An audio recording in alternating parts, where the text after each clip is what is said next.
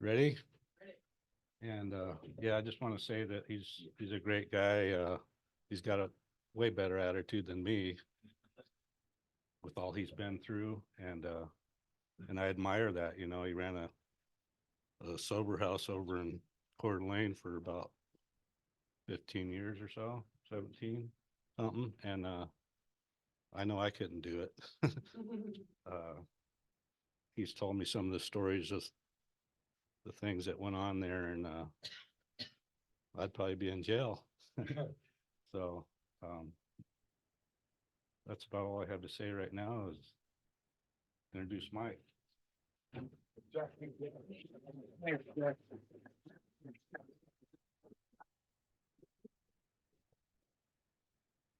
I'll give you that $5.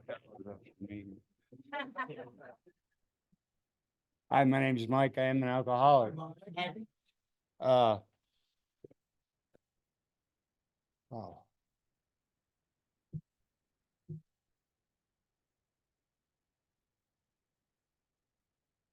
I sometimes say things that rub people the wrong way, so if I do, um,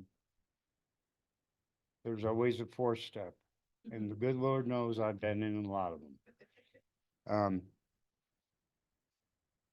I was taught early on in the rooms of Alcoholics Anonymous that rigorous honesty is the only way we can do this by those who went before me. So here goes. I was a geographic drinker. Uh, I've been handcuffed 35 times. I did 4 calendar years in the state of Texas. I've been married 6 times. Slow learner. Uh, you know, police have no sense of humor. I found that out during my career. Um, as I said, I was a geographic drinker. Um, I have 4 DUIs, one in New York, Florida, Tulsa, Oklahoma, Fort Smith, Arkansas. As I said, I'm a slow learner. I didn't get it even after all of that.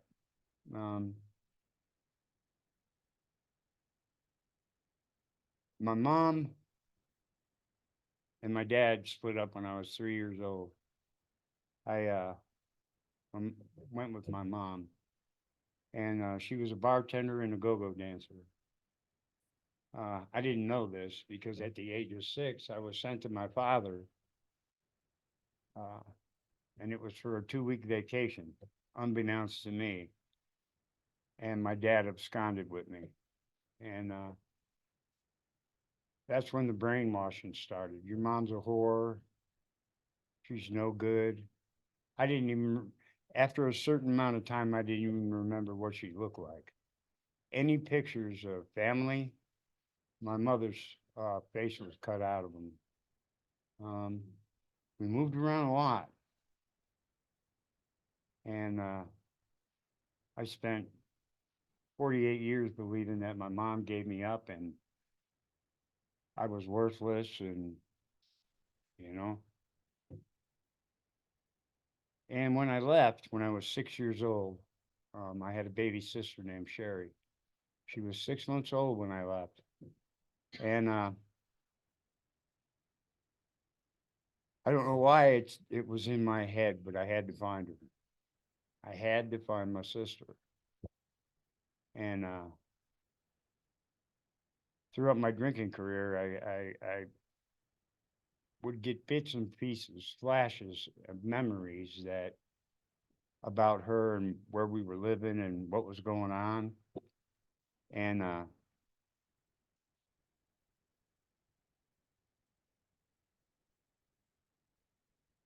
I was in Oklahoma, and I remembered that my dad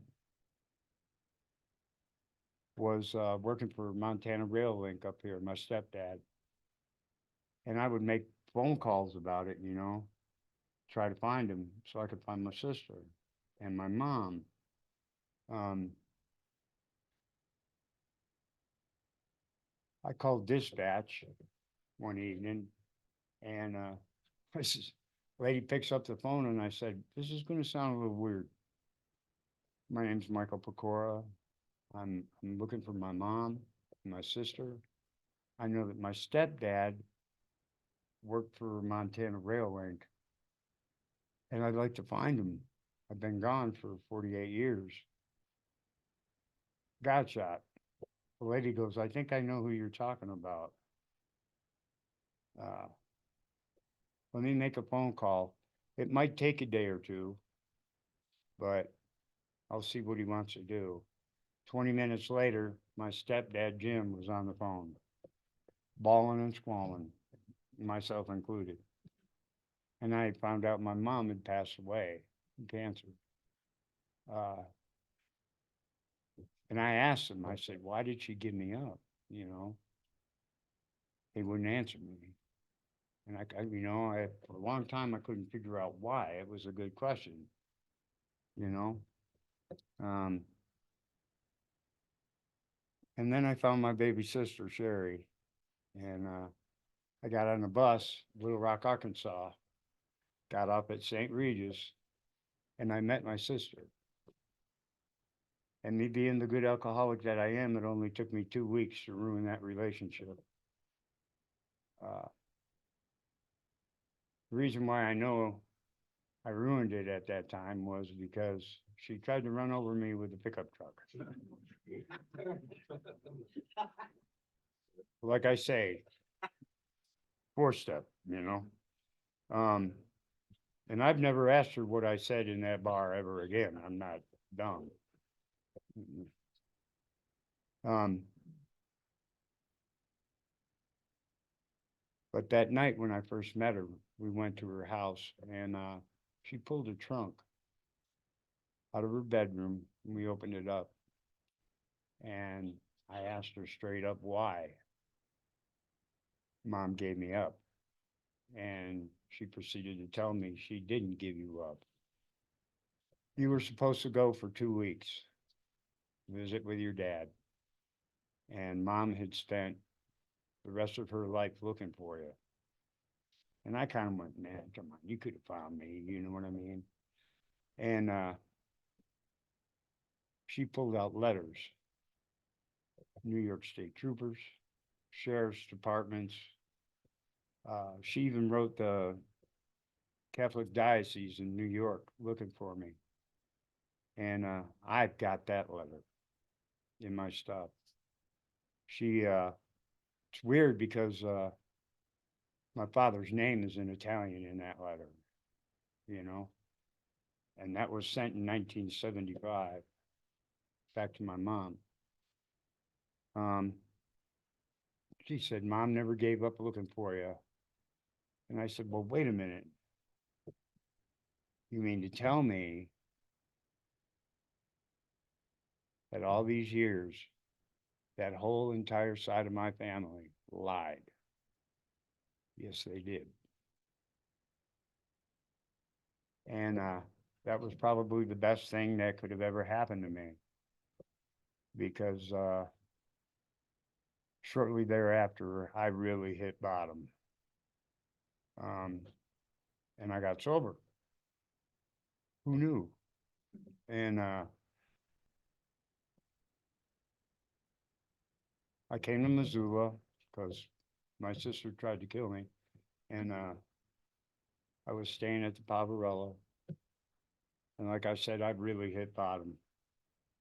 I was kicked out of there every other day for drinking.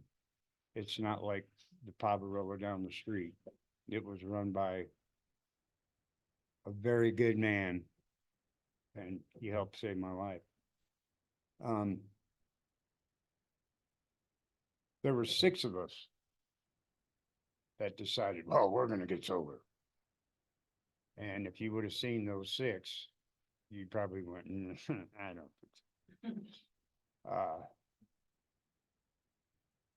We didn't go to any meetings or anything at that time, but we did go to a camp out in Lolo, Coop's Camp Out. I don't know if anybody's familiar with it, but we went there And, I thought these people were fucking crazy. How could you be so happy and not be drinking? You know? Um, Coop gave me my first big book, as a matter of fact. Mike gave me a little wooden chip that said 8 days on it, slick, hip, and cool. I still got that. Um, and Coop, he wasn't sticking by me or anything, but he'd walk by and he goes, "Hey, Mike, why if you're not doing anything, why don't you walk around and ask these people to sign your book? I mean, you don't have to, but at the end of the camp, I'll come up and show me." I said, "Well, yeah, all right, whatever." And I started walking around the camp out. I'd go, "You want to sign my book?" God strike me dead. I thought you people were out of your fucking minds. People were jumping up going, "I'll sign your book." You know, the hell's wrong with you guys, man? You know what I mean? Uh, I still have that book, um, with all the signatures and everything. And I was told during my course of my sobriety, oh, by the way, my sobriety date is May 19th, 2004. Um, I need to get rid of that book because the fourth edition had come out. And I said, they're gonna bury me with this book, you know, with all them signatures and, well, the story's changed in the back. I don't care. It's the first 164 pages that mean the most to me. Um, and then we started going to meetings. First, let me tell you how I got sober. I was drunk behind the old Pavarello, the one downtown. And guy walked up out of the blue, man, and said, "Want to go to an AA meeting?" Sure. And they helped me up the stairs. I think I said I'm an alcoholic, I don't know, a couple hundred times. And people were going, "No shit." And they helped me down the stairs. And they said, "You might need another meeting, pal." So we went to the zoo, Woody and Pine. And rigorous honesty, I fell down them damn stairs to go to the meeting. And Frank always told me he pushed me. Um, and again, I'm an alcoholic. No shit, get off the floor. And I don't know. I don't remember what I heard in either one of those meetings, but I was staying on the south side of Higgins Street. I was sleeping under the bridge, waterfront property I had, and I hit my knees and I begged God for help. And when I came to the next morning, I did not want to drink, which was extremely rare to me, because that's when I came to every morning, that's the first thing I wanted. And I thought, well, now what do I do? You know what I mean? I don't know what to do. I come to, I drink, I fall down, and that's cool. That's all I knew. And so I said, well, they telling me 90 meetings in 90 days. Well, I'm an alcoholic. So I went to the noon and the Missoula group at night. I did 180. I thought you people were crazy. Everybody wants a hug. They want to hold hands. They want to pray. It ain't me, but I did it anyways. Um, I had old timers say that, you really shouldn't say some of the things you do say, but Dr. Silkworth said rigorous honesty. You can believe anything these men say. And chapter 5 says rigorous honesty, because you could kill somebody if you bullshit. So that's what I did. Um, I was still on the street. Uh, I would walk to Children's Theater. That's the High Noon Group was back then. And it never failed. If I walked by a bar, there'd be 8 or 10 of you guys that would come out of nowhere. Where you going? I thought, fucking AA police, man. You know what I mean? I was waiting for them to break out the blue blazer with the suede patches on their little AA badge. I looked up, I figured, man, they next they'll be parachuting. You know what I mean? I'm not lying, man. I walked by the ox, I thought I was gonna get killed. There was 8 of them, I yell. And things happen, man, that I cannot explain. The first sponsor I chose said he had 3 years. Well, he didn't. I was sleeping in a tent in his backyard. And about 1:30, 2 o'clock in the morning, he came out and unzipped the tent and he said, we're going drinking. I said, no, we're not. And he goes, you're either with me or you're against me. Well, I tried to get the car keys from him, and I was half in the window and half out, and he was driving down the street. His wife was running down the road screaming. And I didn't get the keys. I got out of the car, didn't get hurt. And I didn't know what the heck I was going to do. I thought, man, I did it again. I drove my sponsor to drink.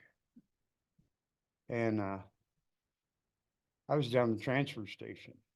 This is before it was really built up and looked really nice. They were still doing it. And I was sitting on the bench and I'm thinking, dude, God, man, what am I going to do? This guy said he had 3 years sober and he's out. There's no way I can stay sober. And I felt a hand on my shoulder. And it was bus driver Mike. Out of the blue, man. There he was. Police, AA police. And he said, we're going to figure this out, man. Why don't you hang with me all day? Because I was at the precipice right there of going to drink. And I hung out with him. And I went to the zoo that night. And there's a guy in the room, James Price. And I got a place to live. That's all God things, man. You know, it's nothing I did. There's 3 men sitting in this room right now that were there in the beginning, and they were there for me. I thought they were gay because no matter where I went, there they were. Couldn't get away from them, you know. I'd be at the break doing step work. Here they come, you know, checking on me, or I thought so, anyways. And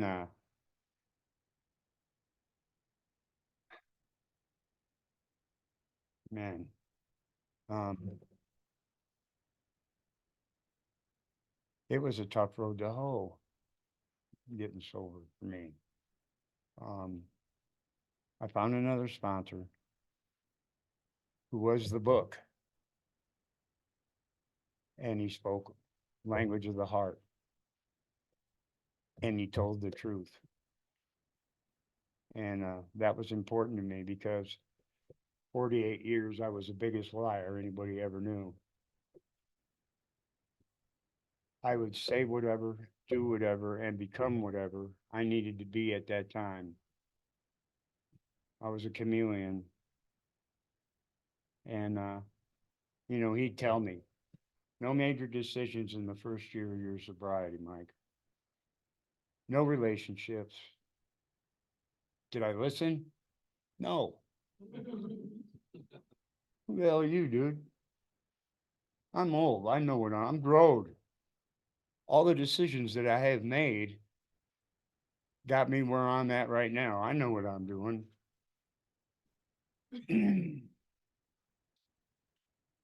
I had about 2 months sober, got in a relationship, got married, had a baby, got divorced, and moved from Missoula to Coeur d'Alene, Idaho. But I stayed sober. Another God thing, I was staying at St. Vinny's, which is a mission over there. I was sitting on the bed, my bunk, and I was thinking, I just did exactly what I would do when I was drunk. The definition of insanity. The only difference is this time I was sober. And I thought, man, this shit ain't right. You know, I mean, like I said, I did geographics. It didn't work here. So I'll go to a different state, a different city, a different wife, and it'll be better. Never was, ever. It was always the same thing over and over and over again. And I thought, I got to do something, man. I'm sober, or and I had to find a new sponsor. So I started going to a lot of meetings there, and I heard this little old man. He didn't speak all the time, but when he did, man, it was like Merrill Lynch. Everybody listened, and the peace and the wisdom that came out of that man's mouth, I wanted. And so I asked him. His name was Lou Billingsley. He's not long and no longer with us. And for about the first week, he'd say no. And I thought, you arrogant little shit. You know what I mean? And I just kept hounding him. And finally, he said yes. Call me every day for a week. I'll let you know what we're going to do.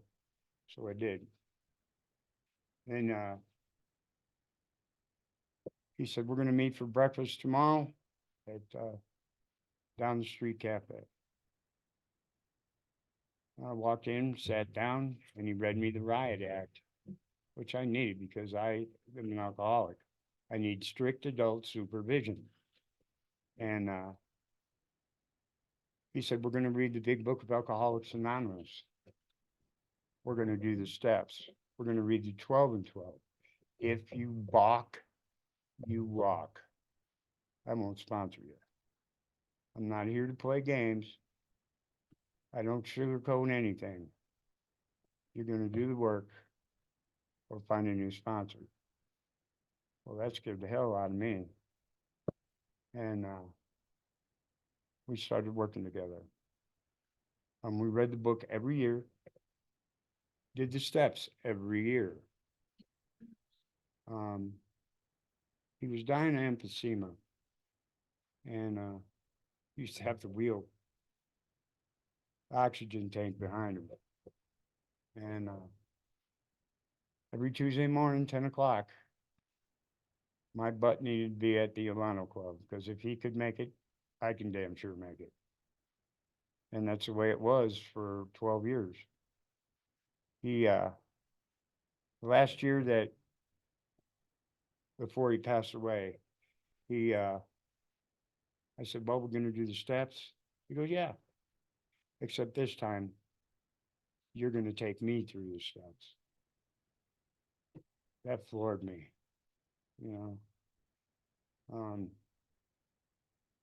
unbeknownst to me, Lou's mom worked in central office, New York City, and knew Bill and Lois personally.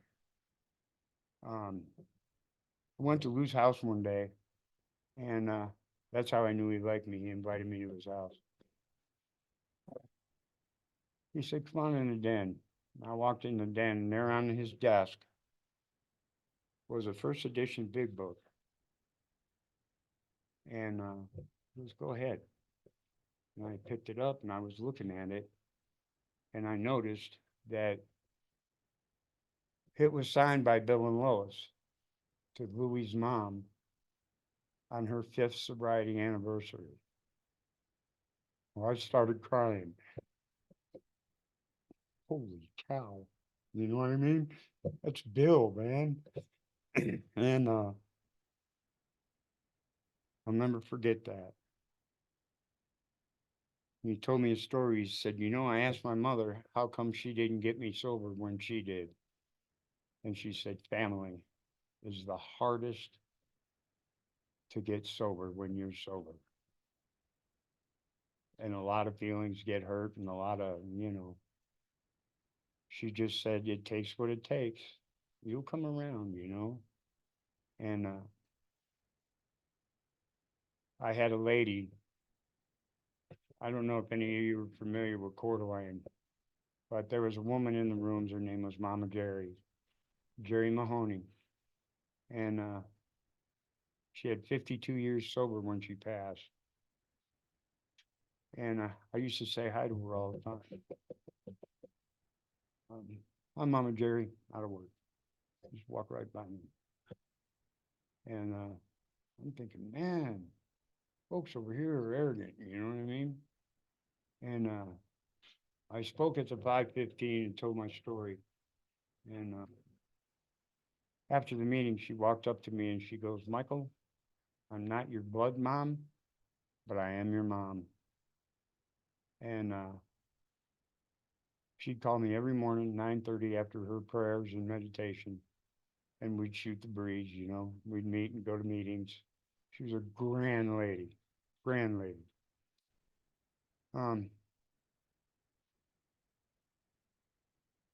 She was like a second sponsor to me.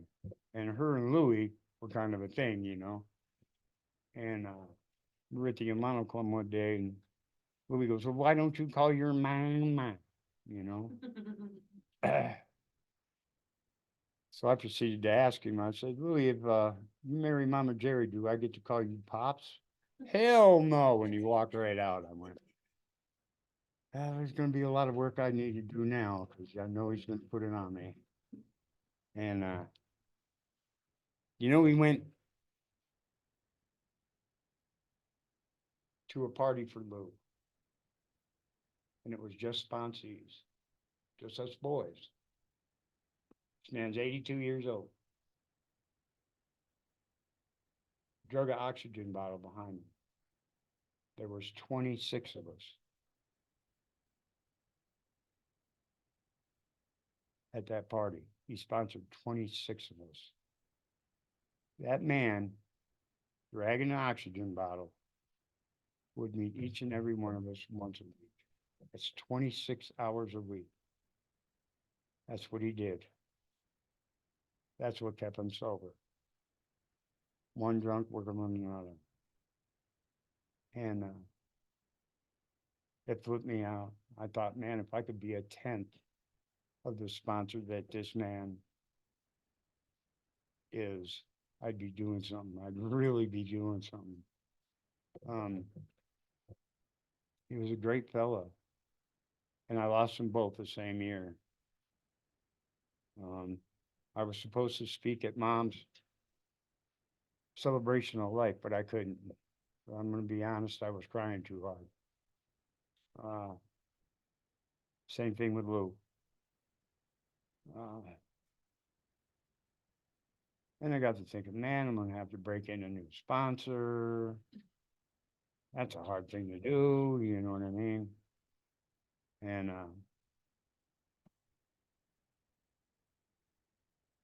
I had come into some bad health on my heart. They said they were going to crack my chest, stop my heart, put in a new valve and do a bypass. This is at Kootenai Medical. And I said, second opinion, I'm okay with the cracked chest, but stopping my heart, I remembered the heart clinic here in Missoula. And my nephew back there brought me over here. I called Jerry on the phone to get a place to live, and he goes, good luck with that. Sorry for your luck, Bubba, you know, but he did find me a storage room. Um,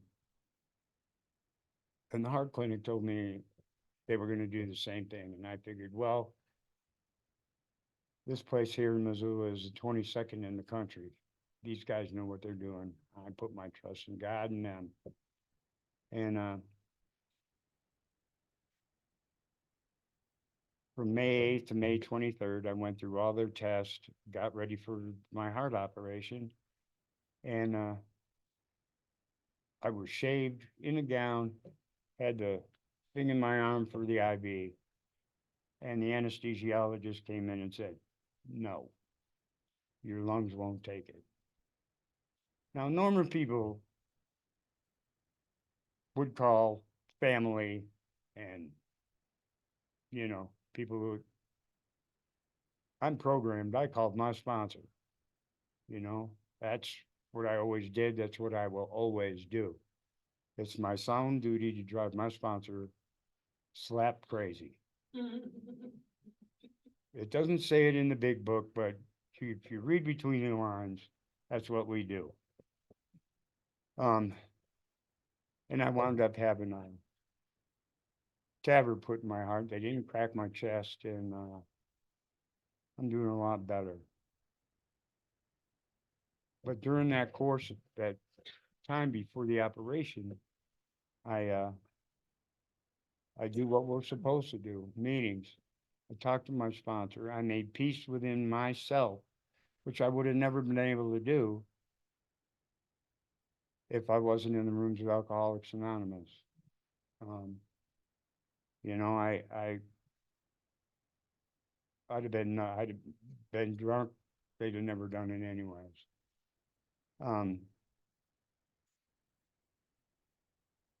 There's some men in this room I owe my life to. They were there at the beginning. They checked on me all the time. They drove me crazy, but to them I owe my life. And the sponsors that I had, and Mama Jerry. Ma told her story one time. She said, "I drank for 2 years and 2 years only. I came to, I was in a jail cell, and she didn't remember what happened." And she asked the jailer, and he said, "You'll hear it when you go in front of the judge." Now, this woman was Miss Florida 2 years in a row. That's pretty good. Well, they told her that she was drunk and proceeded to get up on the table and take her clothes off. This is way back in the day. And that was frowned upon, so they arrested her. She got sober right afterwards. She had 3 boys at the house who were all in the program.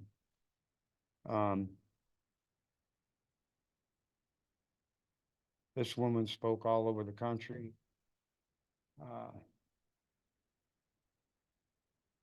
She sat in the chair looking out the window of the book Chuck C. had wrote. She knew him. Back in the day, if you were a speaker, they didn't put you in a hotel. You went to someone in the program's house. And Mama Jerry just happened to be the one that he went to. She tells a story about a pot pie tin for an ashtray and iced tea in a ball jar. And he never missed a beat. She was so worried, here's this millionaire, wrote a book, Alcoholics Anonymous, how we got sober and what happened, and in my house, my little bitty house, never missed a beat. And that's who we are. That's what we do.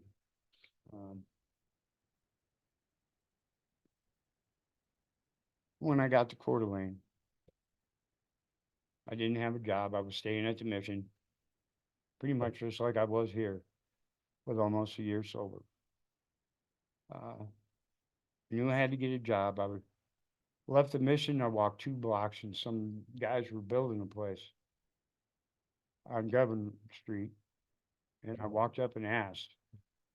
They said, yeah, start in the morning. Whoa, God shot, you know? Um, about a week or two later, a dude had come in and said, man, I know where there's a clean and sober house. You're gonna have to go down and interview. And if you get in, you get in, man. It's a pretty cool place. It's really nice. I said, okay. So I went and did the interview and I got in. I got a room. Another got shot.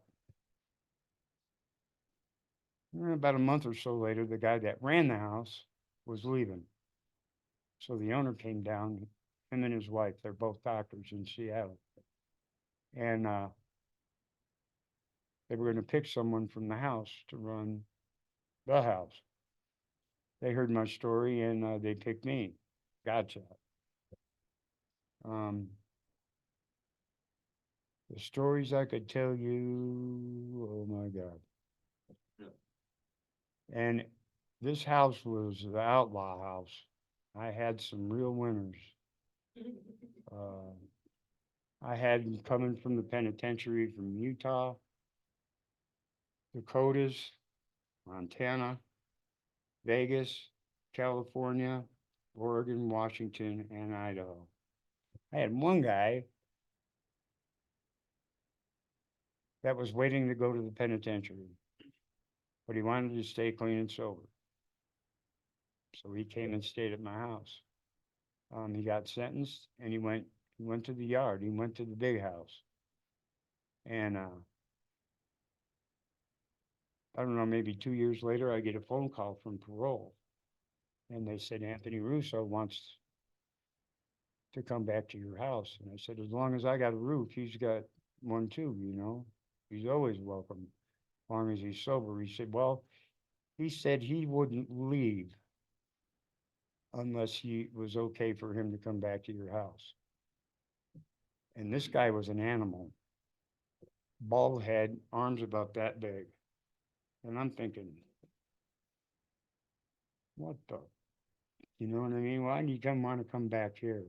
And I watched this man start a business, riding his bicycle to go detail cars and RVs and boats. Boats was his thing. But that's how he started out. Now he drives a brand new Harley Edition truck, got his own building, and that's what he does. He's still nuts, but he's sober and he's doing really, really well.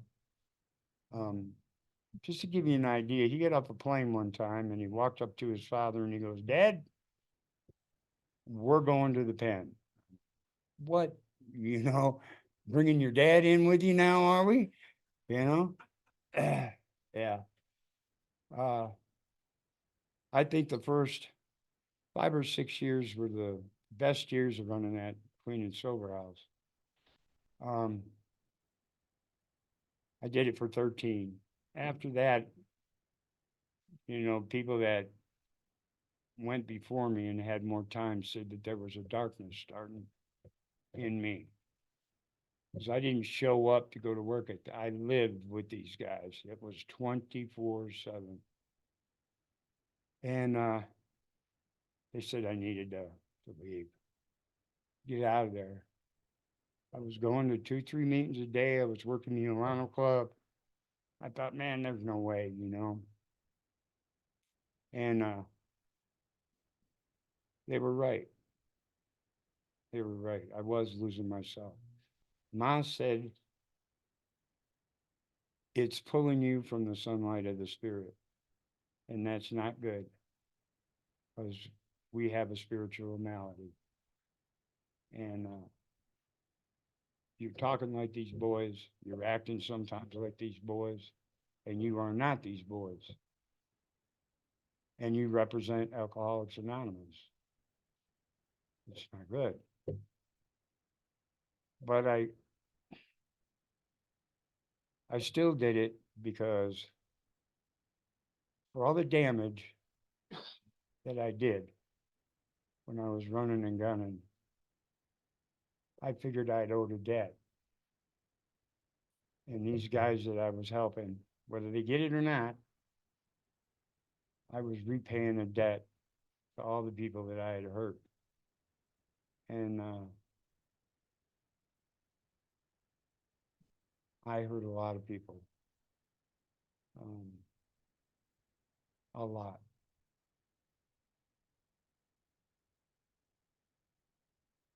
Things that I did I'm not proud of. I made all my amends to all my ex-wives, my kids. All my ex-wives love me. We love you. Just stay where you're at. Stay over there. And you know, Louis used to tell me, he said, Mikey, somebody is gonna get off a bus and you're gonna owe them an amends. You make it right then and there.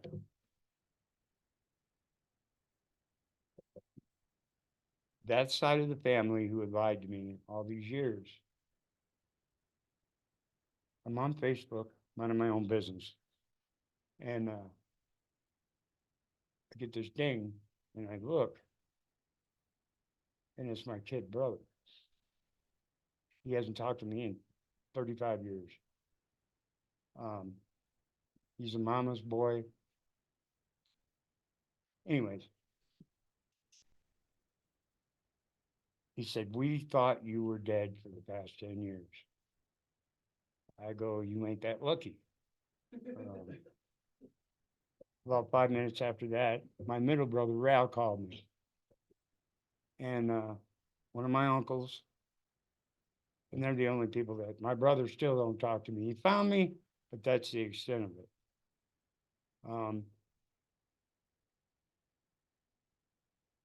My stepmom, I haven't spoke to her in 40 years. I got a Christmas card from her this year. We're not speaking, but it's a start, you know.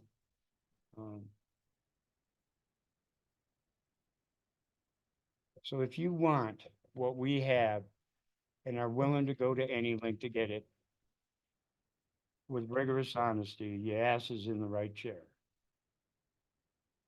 May God bless you and keep you safe in the palms of his hands. Peace.